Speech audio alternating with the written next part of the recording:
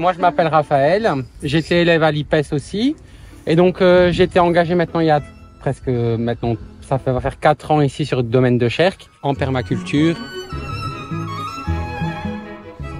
On a aussi fondé une ASBL qui s'appelle Permaculture et Biodiversité. Et donc ce projet, je l'ai proposé à la direction de l'IPES, qui a été très favorable à ce projet.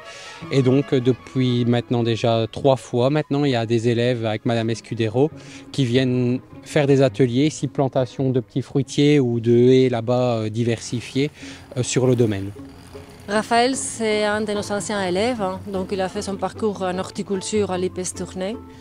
Et dès qu'il a eu le travail ici dans ce domaine, il nous a proposé de pouvoir venir d'abord visiter, chose qu'on a fait avec une visite de 4e année. L'année passée, en journée d'observation, ils sont venus pouvoir admirer, on va dire, le travail qu'il fait en tant qu'entreprise face à un public de plus en plus demandant pour tout ce qui est maraîchage.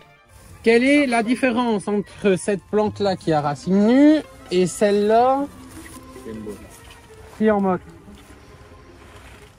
Pourquoi on a mis celle-là en motte et celle-là à racine nue? Aujourd'hui, nous sommes en train de planter des haies pour des coupe-vent et tout ça. Ici, ils vont planter presque 70 mètres de haies de charme qui n'ont pas forcément l'opportunité de planter à l'école. On leur redonne des conseils vraiment sur le terrain et je veux dire que les plants qu'on achète, s'ils le font mal, ils vont pas reprendre, mais du coup, il y a un aspect économique aussi là derrière. Ils n'ont plus trop le choix non plus de faire trop d'erreurs. Vous n'oubliez pas qu'il y a les charmes qui viennent derrière, à 40, et du coup, vous faites une marque à 40. Et du coup, vous laissez 40. Voilà. Ça, c'est votre haie qui va venir à terme. Vous suivez, hein. Et donc, vous les plantez à partir d'ici, quoi. Au niveau des variétés, on a du charme et du photinia aussi. Et des potentis Edenwood, la variété. Elles vont faire 80 de haut, blanches et hyper mellifères.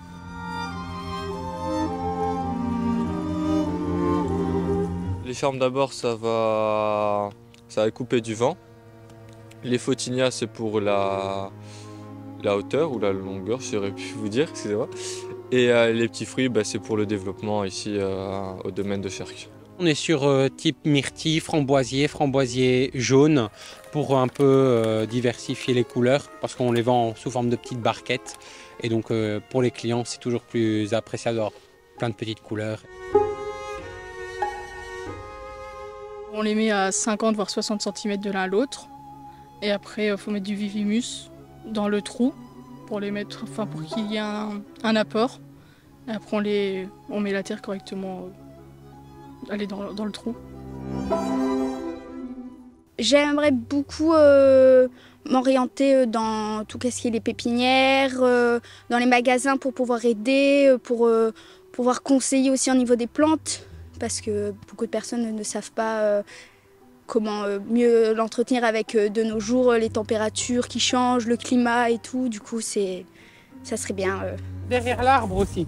T'en mets quelques-unes derrière l'arbre. Et on partage sa vision pour pouvoir faire les choses d'une façon naturelle, sans devoir inclure des produits chimiques dans la terre pour que le sol soit vivant, pour que les plantes ils se plaisent. Donc une plante qui est dans un terrain qui est fertile, dans un sol qui est fertile naturellement, il va pouvoir se développer plus favorablement sans devoir avoir des coûts de main-d'œuvre supplémentaires pour après récolter la culture.